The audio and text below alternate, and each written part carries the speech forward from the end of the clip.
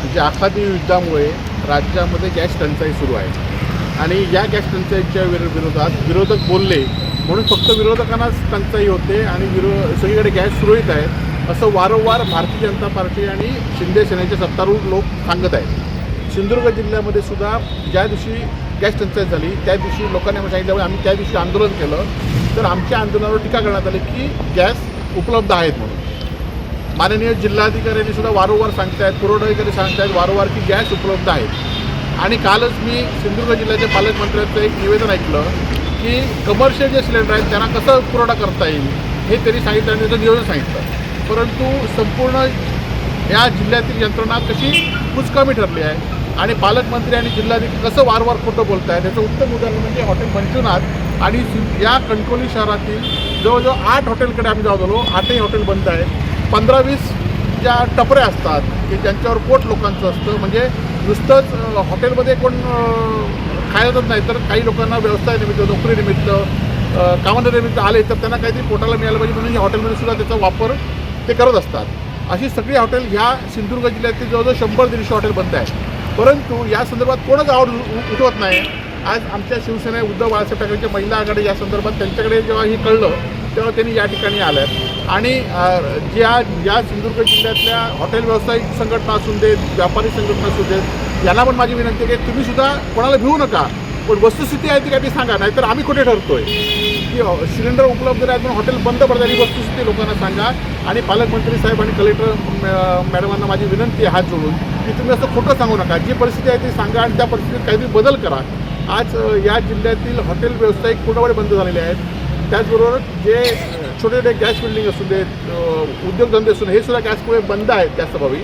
आणि हळूहळू आता लोकांकडे सिलेंडरची सुद्धा कमतरता येईल. त्यामुळे ह्या कमर्शियल सिलेंडरमध्ये तुमचा सगळा नियोजन फेल ठरलेला आहे आणि घरगुती सिलेंडरसाठी तुम्ही आतापासून नियोजन करा, नाहीतर 15 दिवसात लोकांना घरगुती सिलेंडरसुद्धा मिळणार नाहीत. पेट्रोल पंपावर डिझेलबरोबर रॉकेल मिळतं म्हणून घोषणा झाली, परंतु रॉकेल मिळतं आहे काय?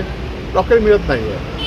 आणि त्यामुळे पर्यायी व्यवस्था शासन न करताना वेगवेगळ्या मात्र लोकांवर आज हॉटेल व्यावसायिक टॅक्स दिले जात आहेत, GST देत आहेत आणि हे सगळ्या बंद आहेत. त्यामुळे आम्ही सरकारचा आणि सिंधुदुर्ग जिल्हा प्रशासनाचा निषेध करतो आणि या पुढच्या काळामध्ये जर हे उपलब्ध झालं नाही तर आम्ही तीव्र असं आंदोलन करणार.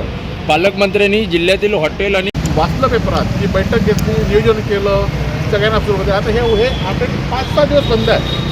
अशीच जिल्ह्यातली सगळी हॉटेल जवळजवळ 100पेक्षा आणि पर्यटन जिल्हा म्हणून आपण सांगतो आणि हॉटेल बंद आहेत आणि तिथं नियोजन नाही आणि त्यामुळे हे नियोजन पूर्णपणे फेल झालेलं आहे आणि त्याच्यामुळे त्यांचं सगळं हे उघडं पडलेलं आहे. दुसरीकडे छगन भुजबळ मंत्री यांनी केरोसिन पुरवठा करणार असं सुतोवाच केलं होतं. मात्र केरोसिनबाबत मागणी काही विक्रेत्यांनी, किरकोळ विक्रेते जे आहेत परवानाधारक, त्यांनी करून देखील अद्याप केरोसिनचा पुरवठा. मागे सांगितलं ना की पेट्रोलवर केरोसिन म्हणून सांगितलं कुठे उपलब्ध आहे. सध्या पेट्रोल आणि डिझेल यांची देखील कमतरता आहे. कमी प्रमाणात टँकर येत आहे. तसेच घरगुती गॅसची देखील टंचाई सध्या सुरू आहे. आम्ही ते सांगतो पेट्रोल डिझेल सध्या तरी काय कमतरता दिसत नाही, परंतु घरगुती गॅसची कमतरता आता येणाऱ्या काळामध्ये दिसणार. आणि आम्ही हे सांगतो काय की लोक आम्ही आंदोलन केल्यावर ते आरोप करतात म्हणून हे तुम्हाला दाखवण्यासाठी इथे आणलेलं आहे.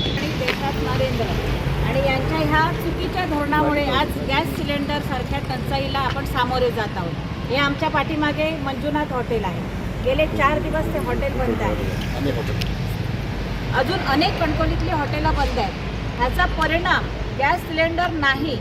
हे धोरण कोणी राबवलं पाहिजे व्यवस्थित? तर राज्याने आणि केंद्राने राबवलं पाहिजे. सर्वसामान्य माणूस यासाठी काय करू शकतो? तर फक्त आंदोलनच करू शकतो.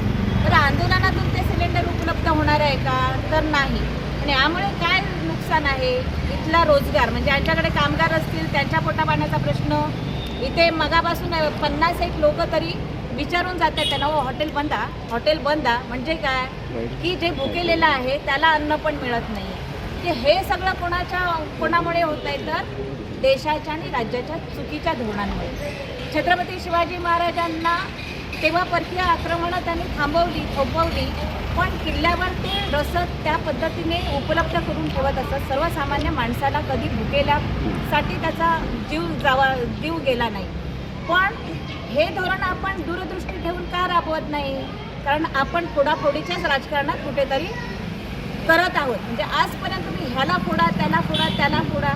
पण तुम्ही जी सर्वसामान्यांसाठी ज्या काही धोरणं राबवली पाहिजे आणि जी उपयुक्त धोरणं आहेत ती कुठे राबवताय?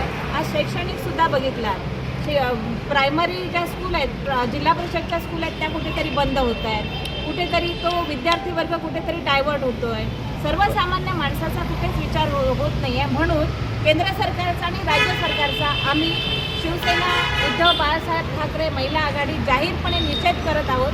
सिलेंडर उपलब्ध करून द्या, मग ते व्यावसायिकांसाठी असेल, सर्वसामान्यांसाठी असेल. तुम्ही धोरणात्मक निर्णय घ्या आणि लवकरात लवकर सिलेंडर उपलब्ध करून द्या. अशा पद्धतीची मागणी आम्ही केंद्राकडे आणि राज्याकडे आज तुमच्या माध्यमातून करतो.